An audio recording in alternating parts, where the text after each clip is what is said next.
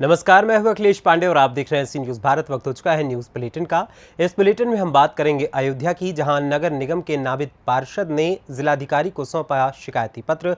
आगे चर्चा करेंगे बुलंदशहर की, जहां भारतीय किसान यूनियन स्वराज राष्ट्रीय अध्यक्ष महिला मोर्चा मनीषा सिंह ने एसएसपी से लगाई अपने नौकर की शिकायत। साथ ही बात होगी कन्नौज की, जहां अवैध रूप से चल रहे अस्पताल में प्रसूता की मौत पर परिजनों ने संचालक पर लगाया गलत तरीके से ऑपरेशन करने का आरोप। और भी तमाम खबरों पर आइए विस्तार से करते हैं चर्चा। शहर के गुरु नानक स्कूल पर तालाब, चारागाह एवं बंजर जमीन कब्जा करने के लगे आरोपों के मामले को लेकर नगर निगम अयोध्या के नामित पार्षद सरदार अजीत सिंह ने जिलाधिकारी से मिलकर अपना शिकायती पत्र दिया है। फिर से अपनी बात जिलाधिकारी के समक्ष रखी है। उन्होंने आश्वासन दिया है कि जांच करके कार्यवाही की जाएगी। वहीं सरदार अजीत सिंह ने बताया कि पशुधन मंत्री धर्मपाल जी ने कहा कि चारागाह की आरक्षित भूमि को 45 दिनों का विशेष अभियान जिला प्रशासन की मदद से अतिक्रमण मुक्त कराया जाएगा। उसी संबंध में आज जिलाधिकारी के यहां शिकायती पत्र देने आए थे। उन्होंने आश्वासन दिया कि मामले की जांच की जाएगी। नई खतौनी में चारागाह, पुरानी वाली खतौनी में चारागाह 3 सालों से मुकदमा लड़ रहे, लेकिन अभी तक कोई कार्यवाही नहीं हुई है। उन्होंने कहा कि मुख्यमंत्री पोर्टल, जिलाधिकारी, एसडीएम एवं सभी जगह अपनी शिकायत पत्र दे चुके हैं। उन्होंने मांग करते हुए कहा कि जिस तरीके से इन्होंने ग्राम सभा की जमीन पर कब्जा किया है, उसे भूमाफियाओं के द्वारा खाली कराया जाए। आए हुए हैं ग्राम सभा उसरू, गुरु नानक डेली कॉलेज। माननीय पशुधन मंत्री श्री धर्मपाल जी से का बयान आया है कि चारागाह की जो भी ज़मीन है वहाँ पर 45 दिन के अंदर उसको खाली कराकर वो चारागाह किया जाए। उसी के लिए एक एप्लीकेशन देने आए थे और उसमें माननीय जिलाधिकारी महोदय जी को क्या आश्वासन मिला आपको? तो उन्होंने आश्वासन दिया है कि इसकी जाँच होगी। उसमें 2 खतौनी हैं, 2 खतौनी में 45, नई वाली खतौनी में भी चारागाह है और पुरानी वाली भी चारागाह है खतौनी में। कब से लड़ रहे हैं इसकी आप? भाई हम साहब 3 साल हो गए लौटते हुए, अभी तक कोई कार्रवाई सही ढंग से नहीं। माननीय जिलाधिकारी महोदय को दिया और मुख्यमंत्री पोर्टल पे भी डाली है एप्लीकेशन, और एसडीएम साहब को भी दी है, तहसील पे भी दी है, सब जगह दी हुई है। हम मांग ये करते हैं कि जो जिस तरीके से ग्राम समाज की ज़मीन पे इन्होंने कब्जा किया हुआ है उसको भूमि माफियाओं द्वारा खाली कराया जाए। क्या नाम? सरदार अजीत सिंह क्या पद आपका है? हमारा नाम सरदार अजीत सिंह है, पार्षद हैं। अयोध्या से सीनू संवाददाता गौरव की रिपोर्ट। ज्ञानव्यापी परिसर के सर्वे को लेकर इलाहाबाद हाईकोर्ट के फैसले पर अयोध्या के साधु संतों की प्रतिक्रिया सामने आई है। उन्होंने कोर्ट के फैसले पर खुशी जताई है। वहीं अयोध्या हनुमानगढ़ी के पुजारी राजू दास और साथ ही जगतगुरु परमहंस आचार्य तपस्वी छावनी का क्या कुछ कहना है, आइए आपको सुनवाते हैं उन्हीं की जुबानी। वाराणसी बाबा विश्वनाथ मंदिर परिसर के अंतर्गत ज्ञानवापी के एएसआई सर्वे को रोकने के लिए मुस्लिम पक्ष की याचिका को इलाहाबाद हाई कोर्ट ने खारिज करते हुए और हिंदू पक्ष में एएसआई सर्वे को अनुमति प्रदान की है। यह न्याय की जीत है, सत्य की जीत है, संविधान की जीत है और सभी सनातनी हिंदुओं के धैर्य की जीत है। संविधान के रास्ते में देर भले हो, लेकिन जीत अवश्य मिलती है। इसलिए अब बहुत जल्दी सत्य उजागर होने वाला है। जिस तरह से अंधेरा सूर्य को चंद मिनटों के लिए भले ढक ले, हमेशा के लिए नहीं ढक सकता है, उसी तरह से जो राष्ट्र विरोधी विचारधारा है, जो भारतीय संस्कृति विरोधी विचारधारा है, वो कुछ समय के लिए भले टांग अड़ा ले, लेकिन हमेशा के लिए सत्य को विलुप्त नहीं कर सकता है। इसलिए बहुत जल्दी बाबा विश्वनाथ का भी अब अभिषेक पूजन शुरू होगा। जय श्री राम।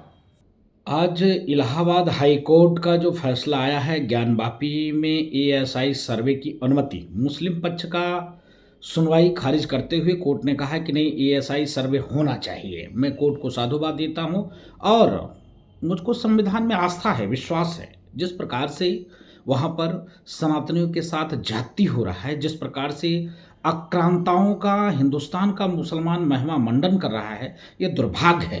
हिंदुस्तान के मुसलमानों को आगे आकर इस चीज़ को कहना चाहिए कि हमारे पूर्वजों ने जो भूल की है उसको हम सुधार कर सकते हैं, लेकिन वो शुद्ध रूप से महज जिद के नाते मस्जिद कह के और जो मंदिर का जो आकार था उसको ध्वस्त किया आक्रांताओं ने। उसके पक्ष में लगातार कि नहीं, एएसआई सर्वे ना हो, जांच ना हो, साइंटिफिक जांच मतलब इस प्रकार से विषय को लटकाना, भटकाना और फंसाना ये दुर्भाग्यपूर्ण था। लेकिन मुझको संविधान में भरोसा और कोर्ट पर विश्वास, कोर्ट ने जो आज फैसला दिया है बहुत स्वागत योग्य है। सावन का महीना चल रहा है, अधिक मास चल रहा है, भोले की कृपा है और सब सही सही होगा। जय जय सिया राम, जय जय महादेव।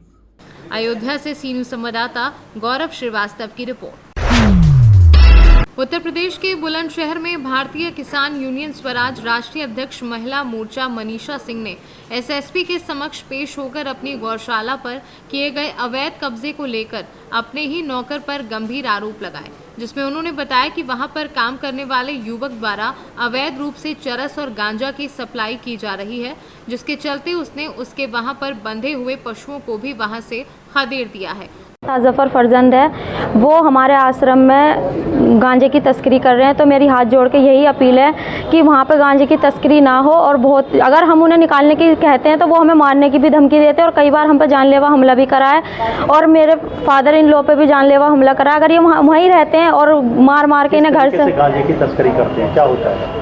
सर गांजा लाते हैं और घर में ही पैकिंग करते हैं, पैकिंग करके वहाँ के कुछ लड़के हैं उनके साथ बेचाबाची करते हैं। और जो हमारे जिला अध्यक्ष पहले थे अशोक शर्मा, वो उनका फुल साथ दे रहे हैं संगठन के आड़ में। तो अब गांजे की तस्करी हो रही है, बस यही चाहते हैं कि वहाँ से उन्हें निकाला जाए। और हमारे संगठन में इतनी बदनामी हो चुकी है अशोक शर्मा के साथ मिलके, बहुत ज़्यादा। क्या नाम आपका? मेरा नाम खुशी चौधरी, जिला अध्यक्ष गौतम बुद्ध नगर से।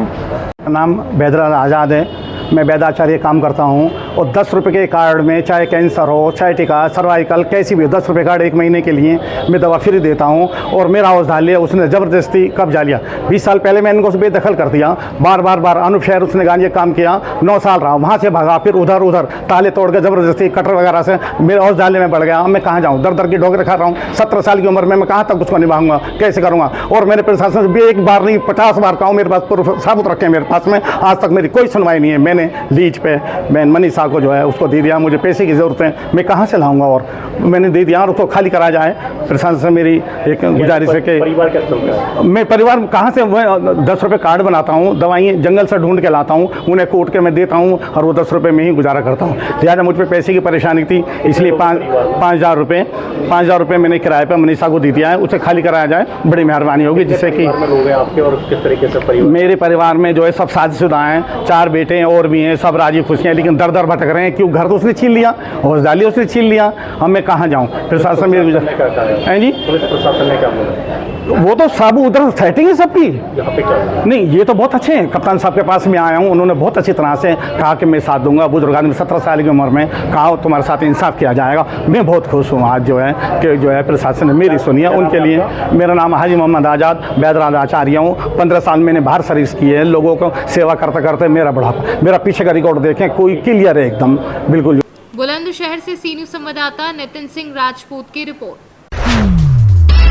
अवैध रूप से चल रहे अस्पताल में प्रसूता की मौत। कन्नौज में परिजनों ने अस्पताल संचालक पर लगाया गलत तरीके से ऑपरेशन करने का आरोप। वहीं मौत से गुस्साए परिजनों ने अस्पताल में हंगामा किया। डॉक्टर स्टाफ अस्पताल छोड़कर फरार हो गए हैं। सूचना पर पहुंचे एसीएमओ ने अस्पताल को सील कर दिया है। मृतका के परिजनों को कार्यवाही का आश्वासन दिया गया है। इंदरगढ़ थाना क्षेत्र के मणपुरा स्थित स्काई नर्सिंग होम का ये पूरा मामला है। ऑपरेशन के नाम पर संचालक ने मृतका के पति से 28,000 रुपये जमा कराए थे और बिना रजिस्ट्रेशन स्वास्थ्य विभाग की मिली भगत से गरीबों को लूट रहा था अस्पताल संचालक। स्काई हॉस्पिटल में मरीज ले गया, मरीज उसने गारंटी ली कि बच्चा नहीं बचेगा, लेडीज बचेगी, तो हमने भर्ती कर दिया। अगर अब लेडीज कोई दिक्कत नहीं होगी। अब मेरा एक्सपायर हो गया मरीज, पता नहीं क्या दिक्कत हो गई उसको, पता नहीं हो गई उसको, ज़्यादा तबीयत खराब हो गई, मेरा एक्सपायर हो गया। और बुरा डॉक्टर का संजीव नाम है उसका, उसी ने ऑपरेशन करा। इन दोनों की मिली हुई सरकार थी। ज़्यादा मरीज की तबीयत खराब हो गई इसलिए वहाँ भेज दिया, रेफर कर दिया, वहाँ जहर का इंजेक्शन लगा दिया।